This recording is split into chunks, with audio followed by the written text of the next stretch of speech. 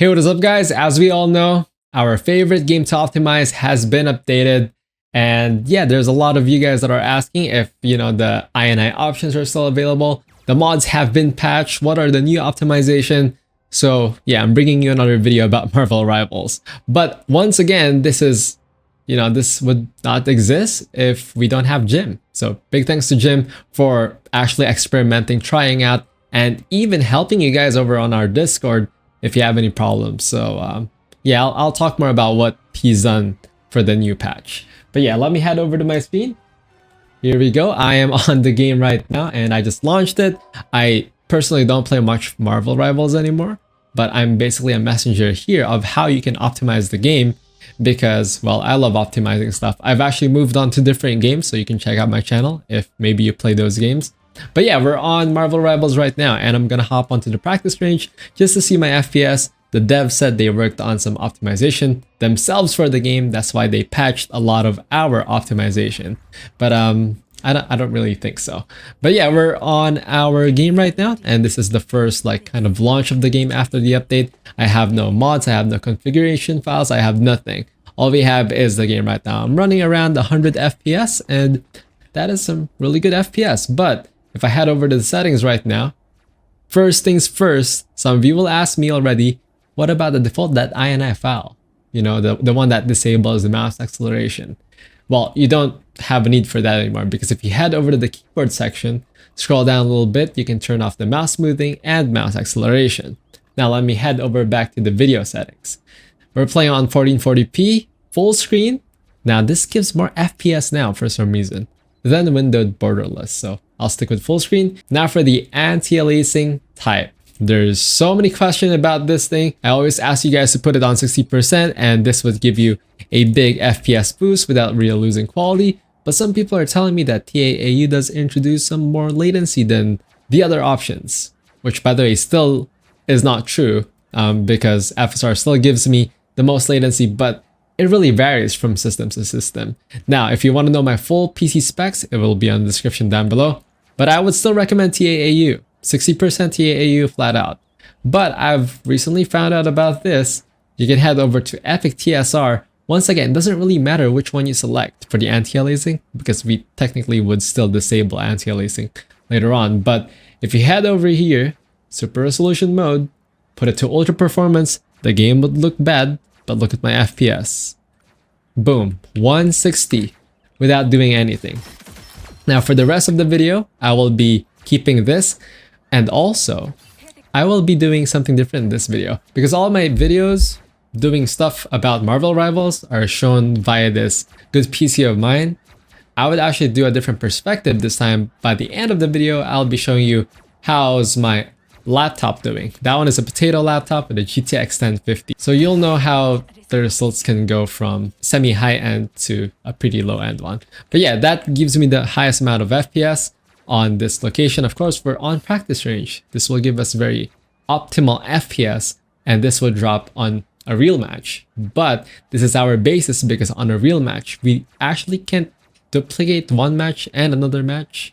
So I can't really show you the amount of FPS that we're getting boosted up after the whole optimization. That's why I always use practice range at the start of the video. But by the end of the video, I'll be showing you how it's working on a real match. Anyway, going back to the video settings, there's new stuff now. Once again, we can turn off the anti-aliasing.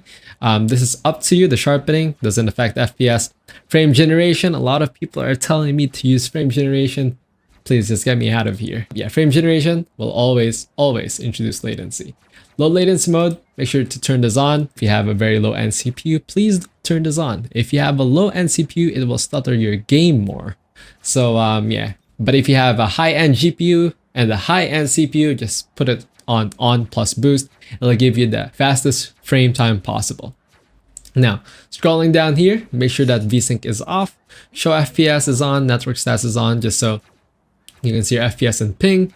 Now scrolling down, there are some new options. So if I just set this to all low, the global illumination you can now turn off from the in-game settings. Also, the reflection quality can now be turned off, so you don't have to manually do this on the game user settings. That's fine. Now on the model detail, we now have performance mode. and we can just set everything else to low because you still can't turn everything off. So I'm just gonna apply this now and then confirm, and then I'm gonna restart my game, come back on this exact spot. All right, so I finished restarting the game and we're back on the spot, and we still have pretty much the same FPS here, but a lot more stable. So this is the amount of FPS that we're gaining now, but for some people this is not enough. Of course, the optimization that we will be doing will have more effect on low-end systems than a medium to high-end ones. But yeah, let's actually start. Now, after exiting out of the game, you can head out on the description down below, and there's gonna be 2 paste bin links. One is for semi high-end, medium to high-end PC. One is for potato PCs. Now, I won't guarantee that those 2 paste bin will be updated all the time. So if you want to get the updated one, I want you to head over to our Discord, select the tech/PC role, and then you're going to have an access to the tech terminal. From there, you can head over to Marvel Rivals. As you can see, there's like 1,000 of chat in here because everyone's asking things. And again, big thanks to Jim for accommodating everyone, and also for everyone accommodating everyone. So that's just honestly nice. So, but yeah, you want the download, I know, head over to the downloadables, and then from here you're going to see 2 files, well, at least 2 latest files as of the moment. So one is literally just updated a few minutes ago, around like 20 minutes ago. This one is called Potato V 2025. This is just the date. And then you also have, if you scroll up a little bit, you have this one, which was updated too, but yesterday. If you have a semi-high-end PC, medium to high-end, again, use the main one. This is mostly from the FPS mod. If you guys know the FPS enhancer mod, they're basically just commands too. And what Jim did is basically converted the mods commands into a scalability command. This should give you more FPS. Again, we're aiming for the best possible optimization with the FPS. So if you guys don't like bad looking things, then you can get out of the video now. We want to make the game as playable as possible for other people. If you already have a good system, you don't need this video. For the main one, this is what I'm going to be using for my main PC. So you can of course download it right here. You can also copy. And then of course for the potato one, I'll show you on my laptop screen. But I'll start first with the main one because I'm going to be doing it in my main PC. All right, all I got to do now is press the download, scalability.ini. It has a parenthesis one because of course I checked it before the video first.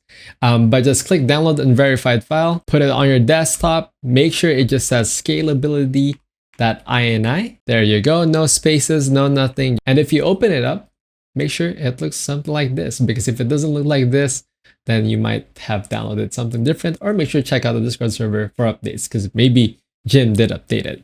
Now, what I want you to do is press Windows plus R key, % local app data %, go and press M on your keyboard, and then head over to Marvel, saved, config, Windows, and wherever you see the game user settings, you can drag the scalability.ini in there.